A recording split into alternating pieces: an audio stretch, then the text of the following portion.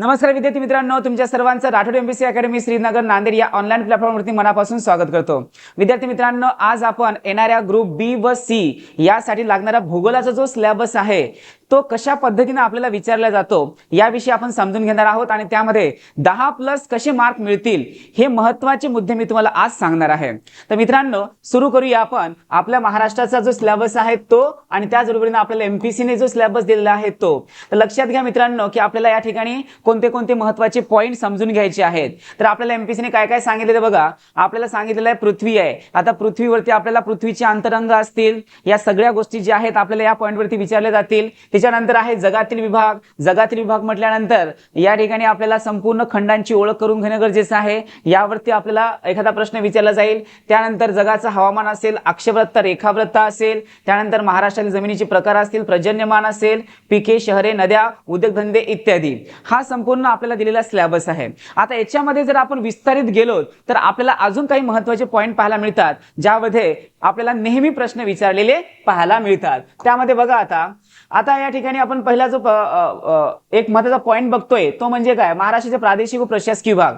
यामध्ये आपल्याला 1 ते 2 प्रश्न 100% विचारणार म्हणजे विचारणार। आतापर्यंत जेवढ्या परीक्षा झालेल्या आहेत त्या सगळ्या परीक्षेमध्ये आपल्याला या टॉपिक वरती प्रश्न विचारलेले आहेत। मग त्यामध्ये आपल्याला काय करायचं आहे, तर महाराष्ट्रातील संपूर्ण प्रशासकीय विभाग असतील, विद्यापीठे असतील, महत्त्वाचे संशोधन संस्था असतील, उद्योगधंदे असतील किंवा लघु उद्योग असेल, यावरती आपल्याला सगळ्यांवरती 1 ते 2 प्रश्न या ठिकाणी विचारले जाणार आहेत। त्यामुळे आपल्याला येणाऱ्या परीक्षेमध्ये हा पॉइंट किती महत्त्वाचा आहे हे कळू लागेल। याच्यानंतर आपण जर बघितलं तर बघा, महाराष्ट्राची प्राकृतिक रचना। मित्रांनो, महाराष्ट्राची प्राकृतिक रचना म्हटल्यानंतर आपल्याला संपूर्ण महाराष्ट्राची प्राकृतिक रचना माहिती असणं गरजेचं आहे। त्याच्यामध्ये मग सह्याद्री असेल किंवा अरबी समुद्राचा किनारपट्टीचा भाग असेल, सह्याद्रीच्या उपरांगा असतील, ह्या सगळ्या गोष्टी ज्या आहेत त्या आपल्याला महाराष्ट्राच्या प्राकृतिक रचनेमध्ये विचारलं जातं। मग पठार कशाला म्हणतात, दख्खन पठार हा शब्द कुठून आलेला आहे, दख्खनचे पठार किती जिल्ह्यामध्ये पसरलेले आहेत, त्याची लांबी रुंदी कशी आहे, हे सगळे प्रश्न आपल्याला यामध्ये विचारली जातात। तर इथे सुद्धा आपल्याला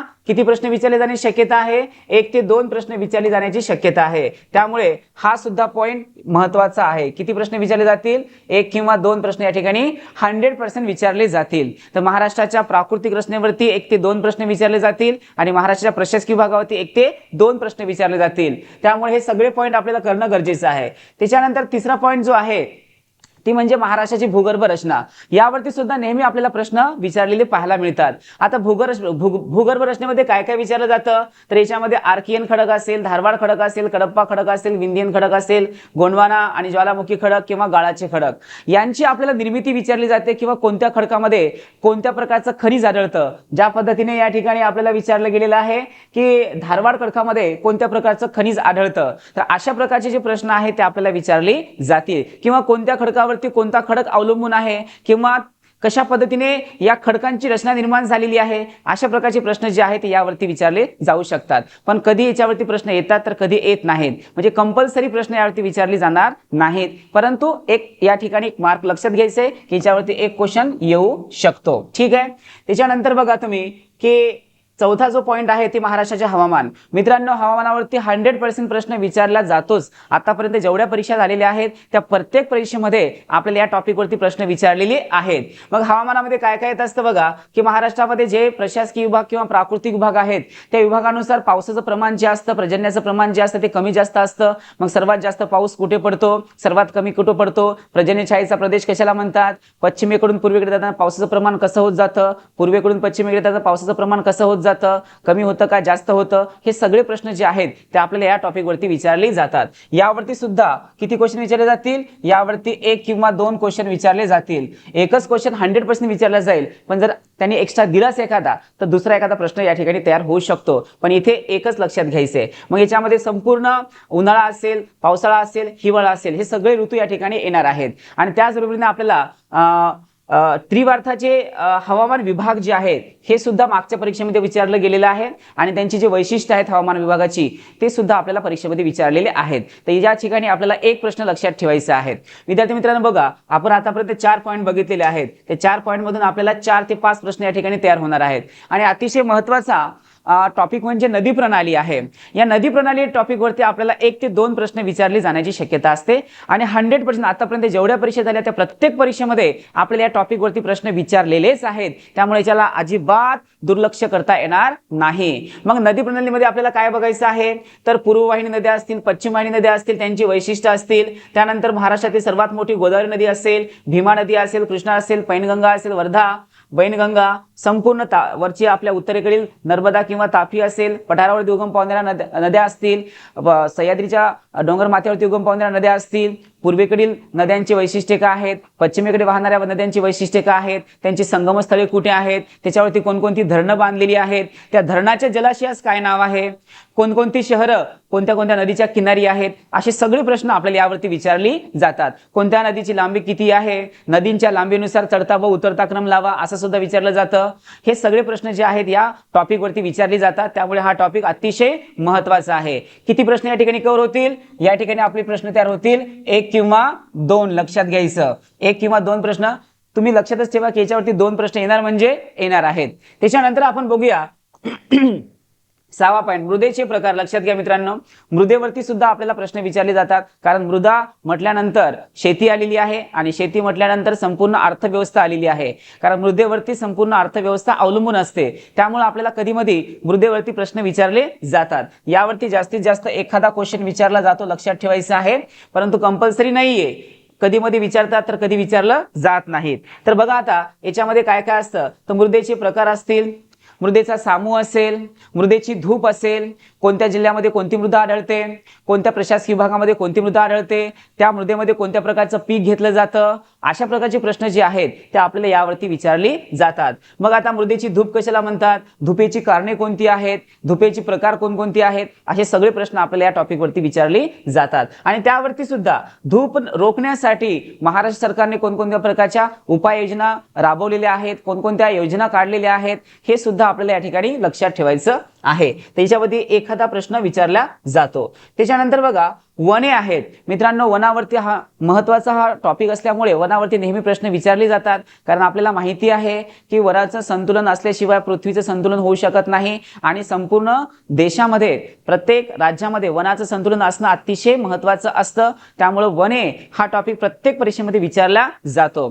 तसं अकॅडमिक म्हणजेच आपण जर बघितलं तर पहिल्या वर्गापासूनच त्याची ओळख करून दिलेली आहे. त्याच्यामुळे परिसर अभ्यासापासून तर याची MPSC पर्यंत हे महत्त्व जे आहे ते विद्यार्थ्यांना पटवून सांगण्यासाठी आपल्याला सिलेबसमध्ये दिलं गेलेलं आहे. त्याच्यामुळे साहजिकच त्याच्यावरती प्रश्न विचारणं असणार आहे. त्याच्यामुळे हा टॉपिक महत्त्वाचा आहे. आता बघा वनावरती काय काय प्रश्न विचारले जातात. आपल्याला वेगवेगळ्या जिल्ह्यामध्ये वेगवेगळ्या प्रकारचे वन विचारले असतात.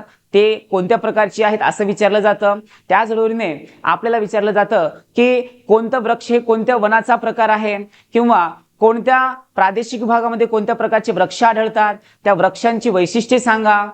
रुंदपर्णी असतात का सूचीपर्णी असतात, उंच असतात का आखूड असतात, अशा प्रकारचे सदाहरित असतात का पानझडी असतात, अशा सगळ्या प्रकारचे प्रश्न जे आहेत ते आपल्याला या टॉपिकवरती विचारले जातात. मग आता या ठिकाणी आपल्याला काय लक्षात घ्यायचं आहे तर महाराष्ट्रातील वनांचे प्रकार, वनांवरती अवलंबून असणारे उद्योग असतील, वनांची समस्या असेल, त्यानंतर वनामध्ये केली जाणारी शेती असेल, त्यानंतर महाराष्ट्र सरकारने वृक्षारोपणासाठी आखलेल्या योजना असतील, वनसंवर्धन असेल, राष्ट्रीय उद्याने असतील आणि महाराष्ट्रातील अभयारण्य असतील. मित्रांनो आपल्याला प्रत्येक परीक्षेमध्ये अभयारण्य आणि राष्ट्रीय उद्यानावरती प्रश्न विचारलाच जातो. आतापर्यंत सगळ्या परीक्षेमध्ये विचारलेला आहे. त्याच्यामुळे तुम्ही लक्षात घ्यायचं की अभयारण्य जे आहे त्याच्यावरती प्रश्न विचारले जातील आणि राष्ट्रीय उद्यान सुद्धा या ठिकाणी विचारले जातील. तर लक्षात घ्यायचंय जवळपास 50 अभयारण्य आपल्या महाराष्ट्रामध्ये आहेत. तर ते कोणत्या जिल्ह्यामध्ये आहेत, कोणत्या पक्षासाठी राखीव आहेत, कोणत्या प्राण्यासाठी राखीव आहेत, हे सगळं आपल्याला या ठिकाणी लक्षात ठेवणं गरजेचं आहे. याच्यावरती आपल्याला प्रश्न किती विचारले जातात, 1 किंवा 2 प्रश्न या ठिकाणी विचारले जाणार आहेत. लक्षात ठेवा किती या ठिकाणी प्रश्न तयार होतील, 1 किंवा 2 या ठिकाणी प्रश्न तयार होणार आहेत. लक्षात ठेवायचं आहे कारण हा अतिशय महत्त्वाचा असणारा टॉपिक आहे. समजले सर्वांना? याच्यानंतर बघू शकता तुम्ही की खनिज संपत्ती व ऊर्जा साधने. मित्रांनो, खनिज संपत्तीवरती तर प्रत्येक वेळेस एमपीसीने प्रश्न विचारलेलाच आहे, त्याच्यामुळे खनिज संपत्तीला आपल्याला दुर्लक्ष करून चालणार नाही. कारण खनिज संपत्ती ही आपल्या महाराष्ट्राचं महत्त्वाचं नैसर्गिक साधन स्त्रोत असतो आणि त्याच्यावरती संपूर्ण अर्थव्यवस्था अवलंबून असते. त्यामुळे खनिज कोणत्या जिल्ह्यामध्ये कोणतं आढळतं, कोणत्या खनिजापासून कोणतं खनिज तयार केलं जातं, कोणत्या खनिजाचा वापर कशासाठी केला जातो, अशा प्रकारचे सगळे प्रश्न जे आहेत ते आपल्याला या ठिकाणी विचारले जातात. किंवा कोणत्या खनिज पट्ट्याचा नैसर्गिक स्रोत कुठून सुरू होऊन कुठेपर्यंत गेलेला आहे, त्याच्यानंतर महाराष्ट्राच्या दक्षिणेला कोणते खनिज आढळते, महाराष्ट्राच्या उत्तरेस कोणतं खनिज आढळतं, महाराष्ट्राच्या ईशान्येस कोणतं आढळतं, महाराष्ट्राच्या आग्नेयेस कोणतं आढळतं, नैऋत्येस कोणतं आढळतं, अशा प्रकारचे सगळे प्रश्न आपल्याला या ठिकाणी लक्षात ठेवायचे आहेत. किंवा कोणत्या नदीच्या खोऱ्यामध्ये कोणत्या प्रकारचं खनिज आढळतं, अशा प्रकारचे प्रश्न आपल्याला या ठिकाणी विचारले जातात. मग आता याच्यामध्ये बघा, महत्त्वाचं खनिज कोणतं आहे, तर महत्त्वाचं खनिजामध्ये लोह असेल, मॅग्नीज असेल, बॉक्साईट असेल, चुनखडी आहे, तांबे आहे, अब्रक आहे, जिप्सम आहे. हे महत्त्वाचे खनिज संपत्तीचे आपल्या महाराष्ट्रामध्ये नैसर्गिक साधन स्त्रोत आहेत. आता त्या व्यतिरिक्त आपण जर ऊर्जा साधने बघितलं, याच्यावरती सुद्धा एक प्रश्न आपल्याला विचारला जाऊ शकतो. मग ऊर्जा साधनामध्ये बघा, औष्णिक विद्युत केंद्र असतील, एकीकडे आपल्याला औष्णिक विद्युत केंद्र दिली जातील आणि दुसरीकडे त्यांचे जिल्हे दिली जातील आणि जोड्या लावायच्या असतात. मग कधी कधी तालुके पण देतात आणि त्याची केंद्र दिली जातात, त्याच्या जोड्या लावायच्या असतात. त्याच्यामुळं औष्णिक विद्युत केंद्र, अणुविद्युत केंद्र, पवन ऊर्जा, सौर ऊर्जा, त्याच्यानंतर जल ऊर्जा, जलविद्युत केंद्र, बायोगॅस, हे सगळे जे आहेत हे आपल्याला लक्षात ठेवणं गरजेचं आहे. मग कोणत्या नदीवरती कोणता जलविद्युत प्रकल्प आहे, कोणत्या ठिकाणी औष्णिक विद्युत प्रकल्प आहे, कोणत्या ठिकाणी पवन विद्युत केंद्र आहेत, कोणत्या ठिकाणी अणुऊर्जा केंद्रे आहेत, हे सगळे केंद्र आणि त्यांचे जिल्हे आणि त्याचबरोबर त्यांचे तालुके हे सगळे आपल्याला माहिती असणं गरजेचं आहे. यावरती 100% प्रश्न विचारला जातो. त्यामुळे हा जो टॉपिक आहे, हा सुद्धा टॉपिक किती प्रश्नासाठी विचारला जाईल, 1 किंवा 2. लक्षात घ्या, 1 किंवा 2. कारण नैसर्गिक या ठिकाणी बघा, नैसर्गिक साधन संपत्ती म्हटल्यानंतर खनिज संपत्ती आली आणि ऊर्जा साधने म्हटल्यानंतर मी जे सांगितलेले केंद्र आहेत किंवा जिल्हे आहेत हे आलं. त्याच्यामुळे या ठिकाणी 2 प्रश्न कव्हर होण्याची शक्यता आहे. यानंतर बघा, यानंतर वाहतूक व संदेशवहन. मित्रांनो, वाहतूक आणि संदेशवहन अलीकडे याच्यावरती प्रश्न जास्त विचारले जातात. मग त्यामध्ये आपल्याला राष्ट्रीय महामार्ग माहिती असायला पाहिजे, राज्य महामार्ग माहिती असायला पाहिजे, जिल्ह्यातील मार्ग माहिती असायला पाहिजे, लोह मार्ग माहिती असायला पाहिजे, जलवाहतूक माहिती असायला पाहिजे आणि हवाई वाहतूक माहिती असायला पाहिजे. म्हणजे महाराष्ट्रामधील संपूर्ण आंतरराष्ट्रीय विमानतळे माहिती असायला पाहिजेत, त्यानंतर डोमेस्टिक एअरपोर्ट माहिती असायला पाहिजेत, लोह मार्गाची लांबी किती आहे ते बघावं लागेल, त्यामध्ये डिझेलवरती चालणाऱ्यांची किती लांबी आहे आणि ऊर्जेवरती चालणाऱ्याची किती लांबी आहे ते बघावं लागेल. मग ब्रॉड गेज कितीचे आहेत, नॅरो गेज कितीचे आहेत, मीटर गेज कितीचे आहेत, हे सगळ्याचं कॅल्क्युलेशन आपल्याला माहिती असणं गरजेचं आहे. त्याच्यानंतर जलवाहतुकीमध्ये आपल्याला बंदरं सुद्धा माहिती असायला पाहिजेत आणि त्याचबरोबरीने कुठून जलवाहतूक केली जाते ते सुद्धा माहिती असायला पाहिजे. पण आता आपल्या महाराष्ट्रामध्ये जास्त जलवाहतूक केली जात नाही, परंतु महाराष्ट्रामध्ये बंदरं महत्त्वाची आहेत, तर यावरती प्रश्न आपल्याला विचारले जातील. राष्ट्रीय महामार्ग कुठून गेलेला आहे, किती जिल्ह्यातून गेलेला आहे, किती राज्यातून गेलेला आहे, महाराष्ट्रातील त्या राष्ट्रीय महामार्गाची लांबी सांगा, अशा प्रकारचे प्रश्न आपल्याला या टॉपिकवरती विचारले जातात. याच्यानंतर अतिशय महत्त्वाचा असणारा टॉपिक ज्यामध्ये नेहमी प्रश्न विचारले जातात, आतापर्यंत जेवढ्या परीक्षा झालेल्या आहेत अशा प्रत्येक परीक्षेमध्ये यावरती प्रश्न विचारली गेलेली आहेत, ते म्हणजे महाराष्ट्राची लोकसंख्या आणि त्याचबरोबर भारताची लोकसंख्या. महाराष्ट्राची किंवा भारताची लोकसंख्या जी आहे ती 2001 ची आणि 2011 ची तुलनात्मक आपल्याला याचा अभ्यास करावा लागेल. अलीकडे मुलं काय करतात, फक्त 2011 चीच लक्षात ठेवतात, पण आपल्याला प्रश्न विचारले जातात 2001 चा. कारण 2001 पासून 2011 मध्ये किती फरक पडलेला आहे, किती बदल झालेला आहे, हे लक्षात ठेवण्यासाठी आपल्याला 2001 ची जनगणना लक्षात ठेवावी लागेल आणि ओव्हरलुक करण्यासाठी आपल्याला 1901 पासून तर 2011 पर्यंत संपूर्ण आकडेवारी आपल्याला डोळ्यासमोरून न्यावी लागेल किंवा ते लक्षात ठेवणं गरजेचं आहे. मग कोणत्या शतकामध्ये किंवा कोणत्या दशकामध्ये लोकसंख्या कमी झाली अचानक, कोणत्या वर्षी झाली, कोणता आजार आला होता, कोणता पॅन्डेमिक आला होता, हे सगळं आपल्याला माहिती असणं गरजेचं आहे. कोणत्या दशकात अचानक लोकसंख्या वाढलेली आहे, मग 2001 मध्ये लोकसंख्येची घनता एवढी होती तर 2011 मध्ये लोकसंख्येची घनता किती झाली, आणि मग त्याच्यामध्ये सुद्धा 2001 च्या तुलनेमध्ये 2011 च्या लोकसंख्येमध्ये किती बिंदूने फरक पडलेला आहे, वाढ कितीने झालेली आहे आणि कमी कितीने झालेली आहे, हे सगळे प्रश्न आपल्याला या ठिकाणी विचारले जातात.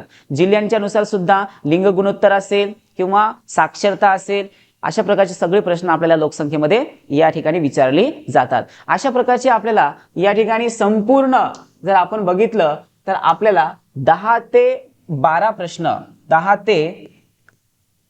ते 12 प्रश्न या ठिकाणी आपल्याला कव्हर करता येतात. आणि हेच पॉइंट आहेत, हेच मुद्दे आहेत, हेच संपूर्ण सिलेबस आहे ज्यावरती आपल्याला एमपीएससी प्रश्न विचारते. त्याच्यामुळे मित्रांनो एवढेच पॉइंट तुम्ही जर करून गेलात तर तुम्हाला 15 पैकी 10 ते 12 प्रश्न या ठिकाणी कव्हर करता येतील. समजले सर्वांना? आता यानंतर बघा मित्रांनो, अलीकडेच आम्ही ऑनलाईन बॅच एक लॉन्च करत आहोत आणि अतिशय कमी दरामध्ये आणि कमी फीजमध्ये ही आम्ही ऑफर तुम्हाला देतोय. तर बघू शकता या ठिकाणी संकल्प बॅच आहे 7,999 रुपयामध्ये संपूर्ण आपल्याला बॅच करता येईल. कंबाईन ग्रुप बी आणि ग्रुप सी. आणि इकडे याचा कालावधी जर तुम्ही बघितला तर कालावधी फाउंडेशन बॅचचा जर बघितला तर 12 + 6 महिने असणार आहेत, हे पण लक्षात घ्या. आणि संपूर्ण बॅच जी आहे ती कशी असणार आहे, ऑनलाईन असणार आहे. त्याच्यामुळे या ॲपवरती तुम्ही जर गेला तर तुम्हाला संपूर्ण माहिती या ठिकाणी प्राप्त होईल. तुम्हाला सगळ्या गोष्टी समजू लागतील की कशा पद्धतीने सिलेबस या ठिकाणी कव्हर आम्ही करत असतो.